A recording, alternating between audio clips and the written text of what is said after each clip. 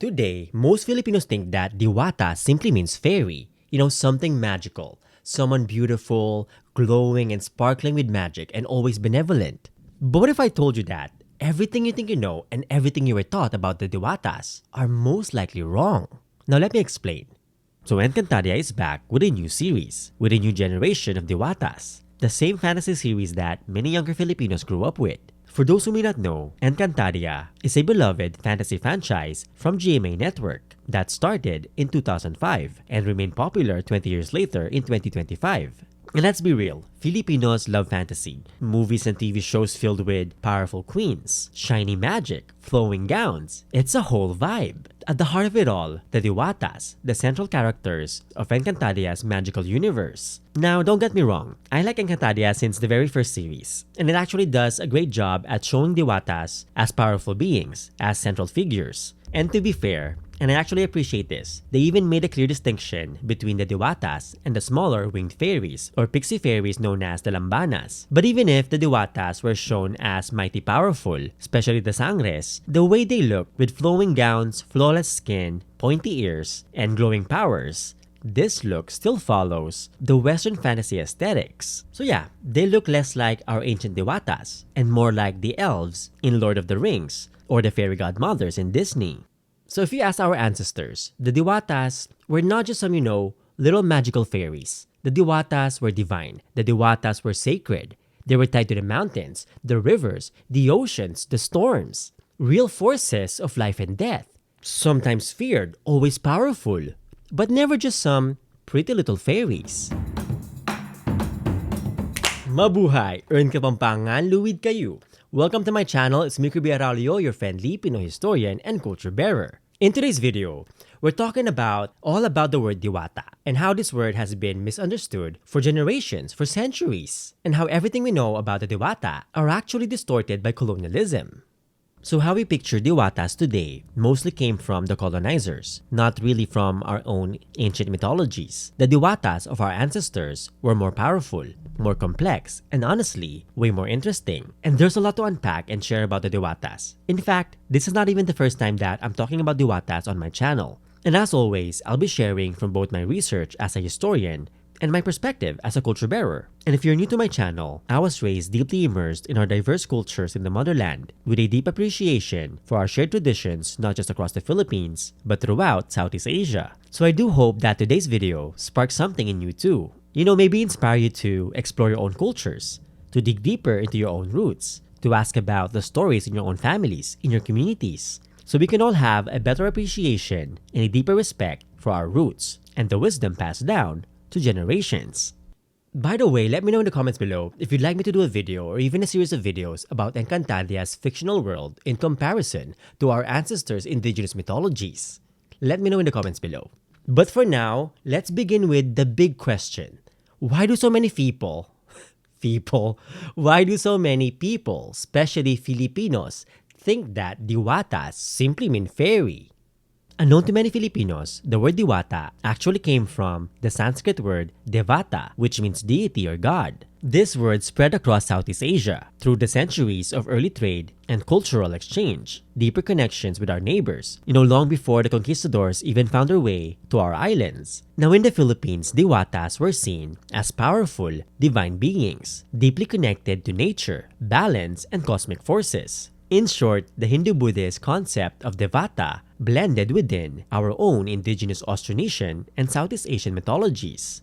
Kaya naman if you visit ancient temples like Angkor Wat in Cambodia or Prambanan in Java, Indonesia, you'll see carvings of the Devata. They were the gods and the goddesses, the divine protectors of sacred places, just like our own Diwatas, the sacred deities of the forests, the rivers, the mountains, and so much more. But when the Spaniards arrived with Christianity, they twisted the meaning of Diwata in their effort to minimize and demonize our indigenous cultures and spirituality. They tried to fit native beliefs into their own Western lens. Suddenly, Diwatas became fairies. The venerated ancestral spirits like the Nunu became malevolent dwarves, and the list goes on and on. In fact, many of the monsters we were taught to be afraid of in modern-day Filipino folklore were actually once benevolent beings in pre-colonial mythologies. Then the Americans came and made it worse by further pushing Western ideas of myth, magic, and fantasy. Throughout colonialism, from the Spaniards to the Americans, the true nature of the Diwatas was gradually reshaped and diminished. They lost their power and meaning. For example, Apong Sinukuan, the supreme deity in Kapampangan cosmology, was renamed Maria Sinukuan and reimagined as a fairy in the mountain. So Sinukuan's divine role as the king of the gods, the protector, and the enforcer of justice was suddenly weakened and softened into folklore. Suddenly, Sinukuan was no longer the king of the gods, stripped away of divine power and meaning, diminished into a mountain fairy. Now in Laguna, Makiling was once a Diwata sent by Bathala to Mount Makiling. But under colonialism, she became Maria Makiling, a fairy of the forest who was often feared by those who disrespected Mother Nature, a maiden fairy often woven into romantic tales of heartbreak and longing. These are just some of the examples. And while these changes didn't actually, entirely erase the Diwatas, if you think about it, from the fierce deities who upheld sacred law and punished injustice, the Diwatas were diminished into fairies, mystical women whose narratives the colonizers could tolerate, weaken, and control. Wait lang. So if they're not really fairies, then what exactly is a Diwata? So forget the glowing skin, the ball gowns, and the pageant-ready face cards. That image is not from our ancestors. That's from Western fantasy. So if you look at our pre-colonial beliefs, like in Kapampangan cosmology, the Diwatas were not always human in appearance. They were not fashion icons, they were forces of nature. And they were not always feminine either. In fact, their gender was not fixed, but actually often fluid. The sun god Apong Sinukuan was often described as a male god, the god of war and iron. But in other traditions, Sinukuan could also appear as a woman. But nevertheless, Sinukuan's overall appearance was often described as a white flaming bird, like a phoenix or a blazing rooster. Now, Sinukuan's twin, Apong Malyari, the god of the moon, was also fluid in appearance, sometimes an old man or a fierce female. But most often, Apong Malyari was described as a red blazing phoenix or a flaming rooster, just like his twin Sinukuan. And this is actually where the phrase Sapulao Saputi came from, the phrase we often hear in sabongans or cockfighting arenas, where people place bets based on the color of the fighting roosters, red or white, or in Tagalog, Sapulao Saputi. And speaking of birds, we also have Apong Galura, a massive eagle deity tied to justice and storms, not feminine nor masculine, just raw elemental power. So as you can see, these were not just some, gentle glowing fairies. They were cosmic deities, commanding and deeply respected. In the Visayas, Tungkong Langit is the creator god of Panay, who with Aluncina, his consort, shaped the world from chaos. In Mindanao, the Bukidnon revere Diwata Magbabaya, the supreme god of the skies, the creator of the world who guides rituals or ceremonies of dance, offering, and song. Among the Subanen, Diwata Magbabaya is also seen as the creator of the earth and the heavens, the husband to a 10-headed spirit, and the wielder of lightning and moral power. Now in Thailand, similar beings are called Devada, deities tied to nature or the heavens, often invoked for balance and protection, just like in the Philippines.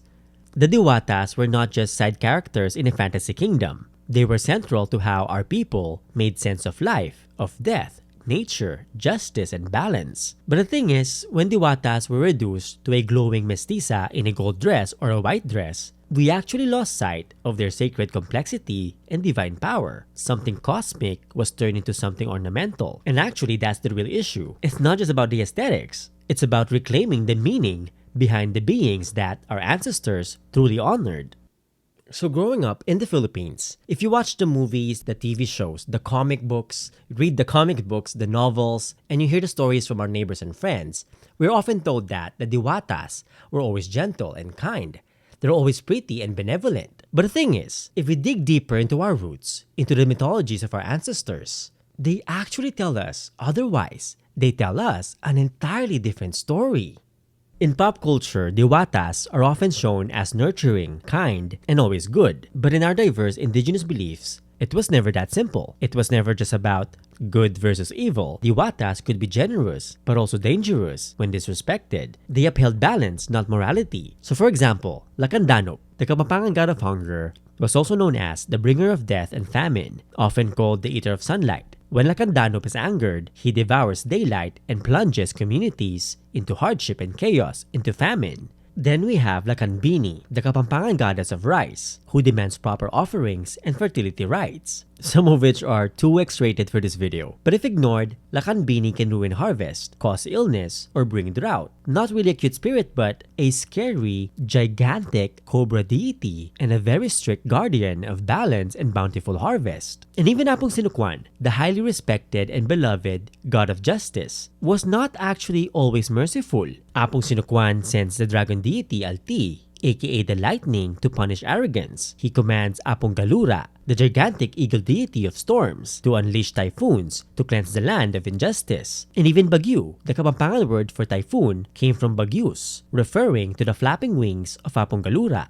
Now, I actually made a video about the mythology behind the typhoon, so check it out after this video. Now, in the Visayas and Mindanao, similar beliefs existed. Among the Subanen and Bukidnon, Diwatas are guardians of nature, and if dishonored, they can bring drought, floods, or widespread illness, until rituals are done and respect is restored. So again, Diwatas were not fairy godmothers or fantasy queens handing out blessings. They were sacred forces and cosmic enforcers of balance, both feared and revered, just like in other cultures across Southeast Asia. And what truly made the Diwata sacred was not simplicity or sweetness, was not because they were gentle or kind. It was their complexity, their moral ambiguity, their divine power, and the way they held both life and death in balance.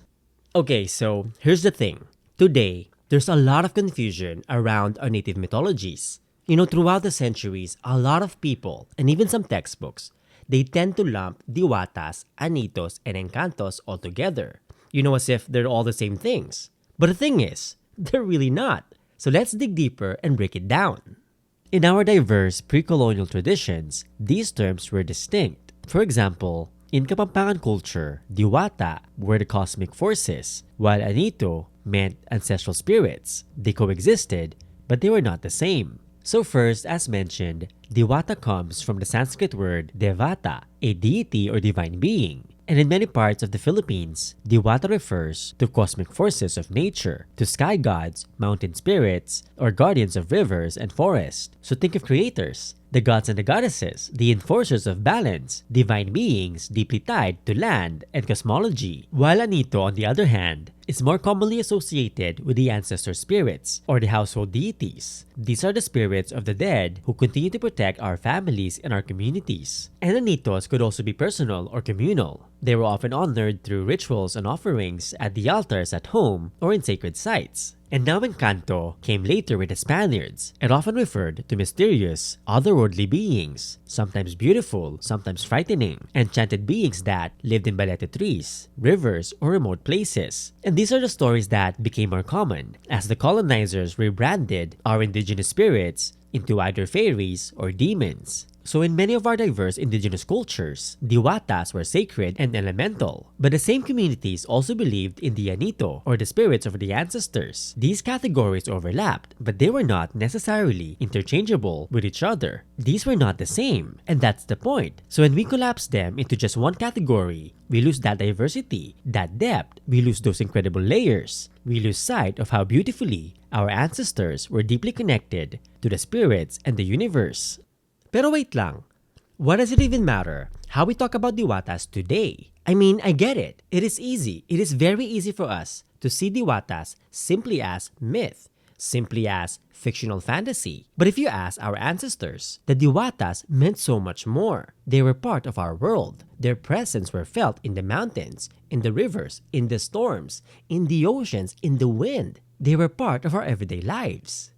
So over time, the deeper meaning behind the Diwatas faded. Colonialism didn't just rebranded Diwata as fairies. They were stripped of their power. They took sacred commanding deities and repackaged them into something ornamental. Still magical, but no longer commanding, no longer feared, no longer sacred. And so, over the centuries, the sacred and revered Diwatas were sexualized and romanticized. Shows like Encantadia tried to reclaim them. And to be fair, the Sangres were central to the story. They were beloved, powerful, and respected. But their appearance still followed the same Western fantasy formula. Now, to be fair to Encantadia, this glamorized pop culture version of the Diwata didn't start with Encantadia. It's been around for decades. Like in Okay Cafe Rico, one of my favorite shows of the 90s. Or even as far back as Diwata ng Karagatan in 1936. a film that portrayed a Diwata as a romanticized sea goddess, a movie that made history as the very first Filipino film to show a kissing scene on screen. And actually, before I forget, even in Encantadia's spin-off Etheria, the Diwatas were portrayed as the weakest race, looked down on and exploited by the others.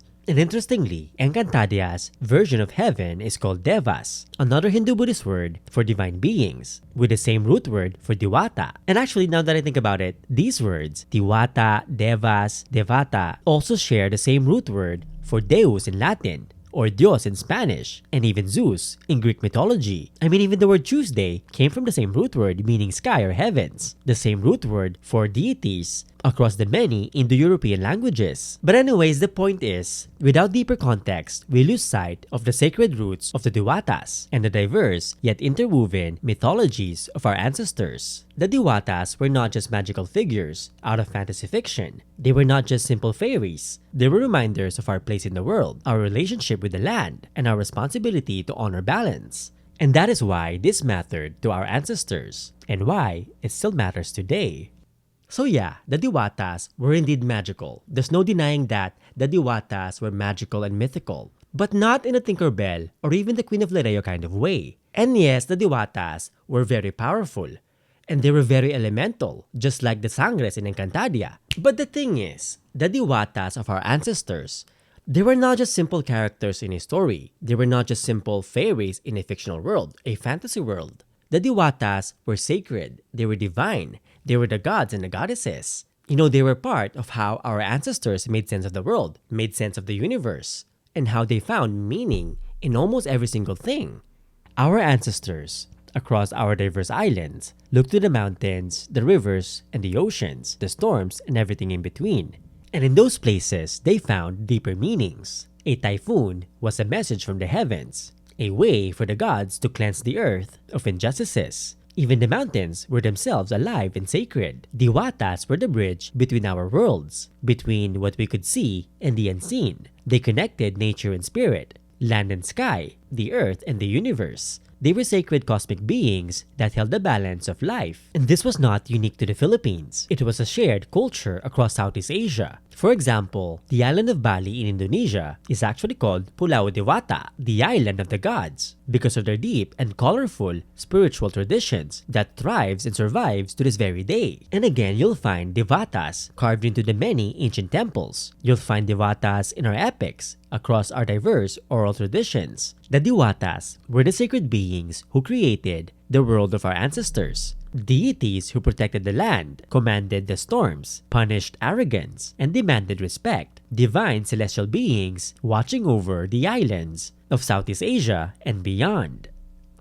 And above all, they were honored and respected not because they were perfect, but because they reminded us of how to live in balance, of what happens when harmony is broken. They reminded us of the realities of life, of both the imperfections and the beauty of our world.